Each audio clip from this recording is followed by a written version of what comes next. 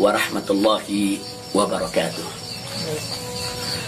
Kepada segenap rakyat dan bangsa Indonesia yang saya cintai, semoga kita tetap selalu menjaga protokol kesehatan, tetap selalu berupaya secara bersama-sama mengatasi pandemi yang sedang melanda kita punya negeri. Insya Allah, Allah angkat segera pandemi yang terjadi saat ini. Amin ya rabbal alamin. Nah, kepada seluruh masyarakat, dalam kesempatan ini saya ingin menyampaikan hal yang saya pandang sangat penting sekali berkaitan dengan status saya sebagai tersangka di Polda Metro Jaya.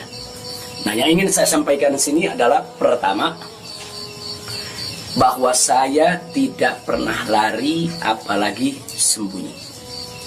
Sekali lagi saya ulangi, saya tidak pernah lari dan tidak pernah sembunyi.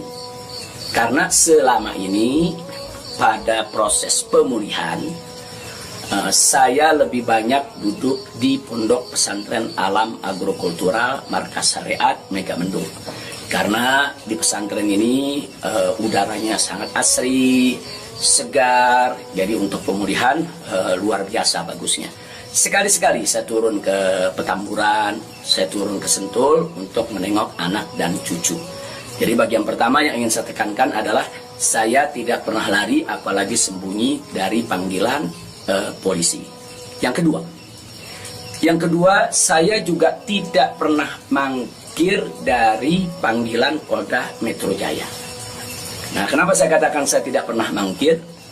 Pada panggilan yang pertama, yaitu hari Selasa tanggal 1 Desember 2020, ketika itu saya tidak bisa memenuhi panggilan, saya kirim pengacara.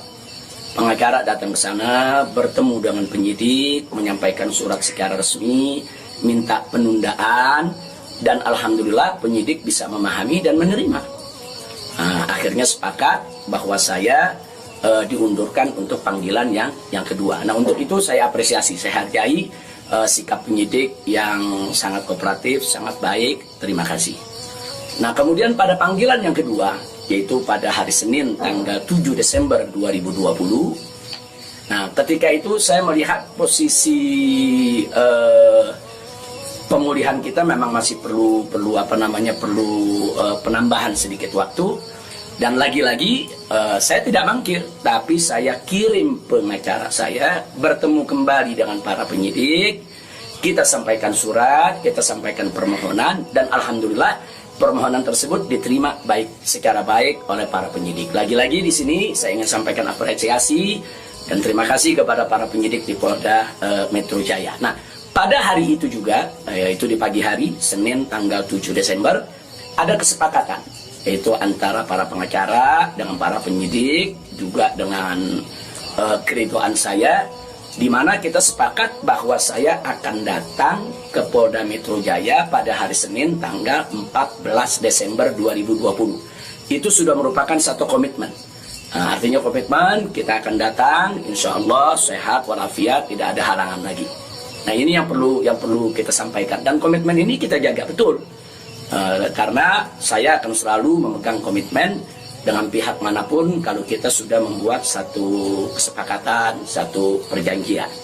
Nah, karena itu di sini yang perlu saya sampaikan juga pada hari yang sama, yaitu pada tanggal 7 di hari Senin tersebut, secara mengejutkan, sebagaimana kita tahu semua, di mana di siang hari Bapak Kapolda Metro Jaya mengumumkan tentang tragedi penembakan 6 Laskar FPI yang selama ini setia mengawal saya. Tentu ini satu peristiwa sebetulnya tidak ada sangkut paut dengan soal panggilan saya. Maka itu pada pagi hari itu saya tetap kirim pengacara, saya tetap mengurus urusan panggilan, karena memang kita tidak pernah sangka kalau penembakan itu berkaitan dengan Polda Metro. Karena saat itu kami masih mengira kalau itu adalah orang tak dikenal. Nah, ala kulihal, setelah itu yang mengejutkan kami pada hari Kamisnya, yaitu tanggal 10 Desember 2020, secara tiba-tiba Polda Metro Jaya mengumumkan saya sebagai tersangka.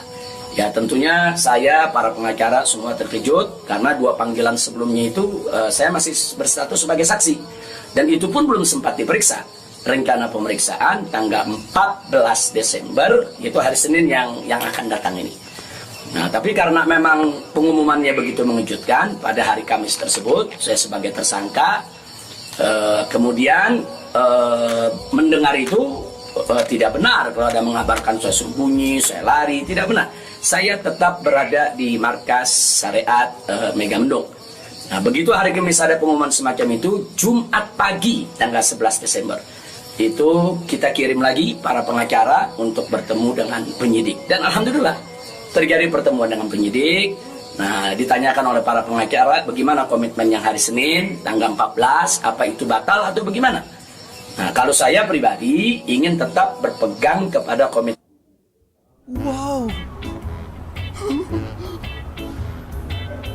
Oh no!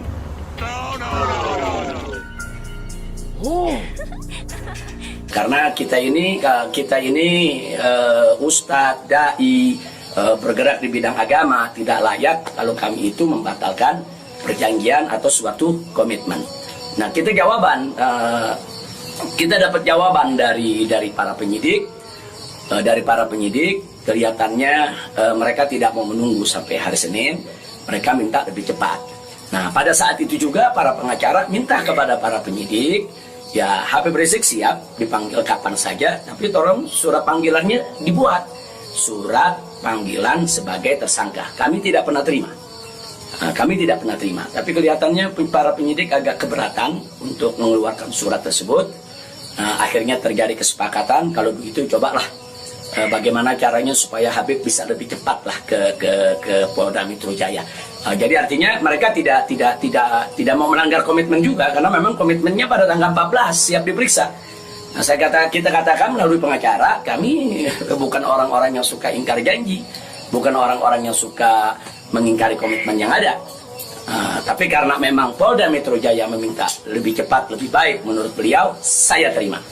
Nah, karena itu pada malam ini saya umumkan untuk seluruh, yaitu anak bangsa, insya Allah besok hari Sabtu tanggal 12 Desember 2020 di pagi hari, saya bersama pengacara akan datang ke Polda Metro Jaya, insya Allah. Nah, jadi saya mau menunjukkan bahwa kita tetap punya komitmen untuk menjadi warga negara yang baik, untuk patuh hukum, untuk ikut melaksanakan daripada prosedur hukum yang ada. Nah, karena itu kepada semua media saya ingatkan, janganlah membuat berita-berita yang provokatif, berita-berita yang ada aroma adu domba, berita-berita yang membuat gaduh. Jadi tidak benar kalau saya lari, saya sembunyi, atau saya mangkir. Nah, itu yang ingin saya sampaikan.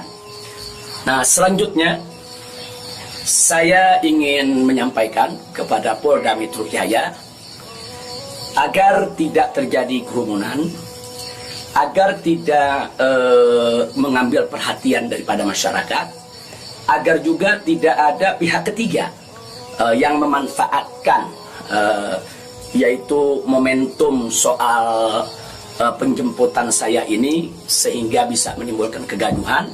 Maka itu saya minta kepada Polda Metro Jaya tidak perlu untuk mengerahkan kekuatan secara berlebihan.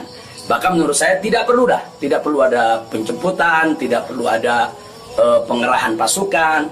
Itu hanya akan mengeluarkan biaya yang banyak, kemudian ditambah lagi juga menguras tenaga, dan yang paling berbahaya adalah mengundang perhatian masyarakat sehingga nanti terjadi kerumunan. Nah, begitu terjadi kerumunan, nanti ada pihak ketiga sebagai provokator membuat kegaduhan, dan ini akhirnya bisa merugikan kita semua. Nah, jadi tidak usah khawatir, tidak perlu ada pengerahan kekuatan, tidak perlu ada pengerahan pasukan. Insya Allah besok hari Sabtu pagi tanggal 12 Desember 2020 saya akan diantar oleh para pengacara saya. Nah, untuk memenuhi panggilan atau memenuhi yaitu panggilan atau rencana pemeriksaan yang akan dilakukan oleh Polda Metro Jaya sesuai dengan aturan yang berlaku. Nah, ya, yang berikutnya yang tidak saya lupakan kepada seluruh umat Islam. Kepada seluruh umat Islam, saya minta juga tidak membuat kerumunan.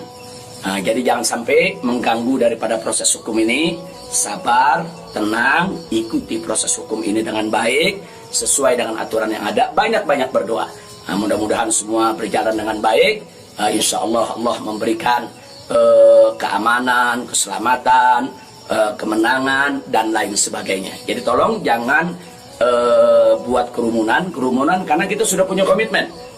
Bagaimana untuk tetap menjaga protokol kesehatan, bagaimana kita bersama-sama dengan semua komponen anak bangsa yang ada untuk mengatasi pandemi di kita punya negeri. Nah, jadi sekali lagi saya ulangi kepada Polda Metro Jaya,